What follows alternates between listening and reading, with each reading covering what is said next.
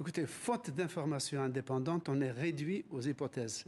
Mon hypothèse est que ce focus soudain sur Zaporizhia fait oublier, est destiné à faire oublier le coup très très dur que les Russes ont reçu ces dernières 48 heures, à savoir le bombardement d'un aéroport stratégique qui est en Crimée, donc selon les Russes en Russie, et qui a vu la destruction d'une dizaine de bombardiers qui sont la fine fleur de la technologie militaire russe.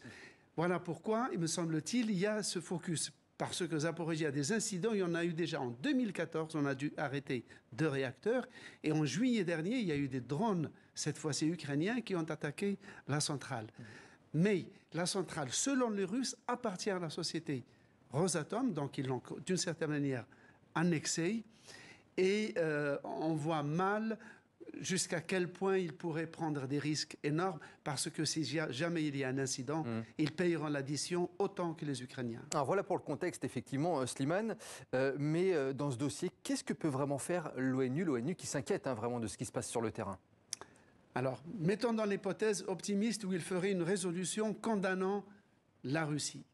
La Russie a, comme les autres pays du Conseil de sécurité, le droit de veto. C'est le pays qui a le plus utilisé ce droit de veto, c'est-à-dire 143 fois depuis la fondation de l'ONU, contre 86 pour les États-Unis.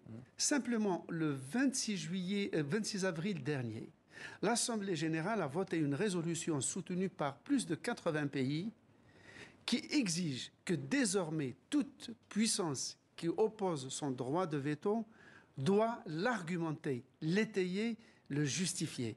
Bon, c'est un petit pas en avant, mais les résolutions de l'ONU, hélas, ne sont pas contraignantes. Mais ça peut être un petit début de remise en cause de ce privilège exorbitant des vainqueurs de la Seconde Guerre mondiale.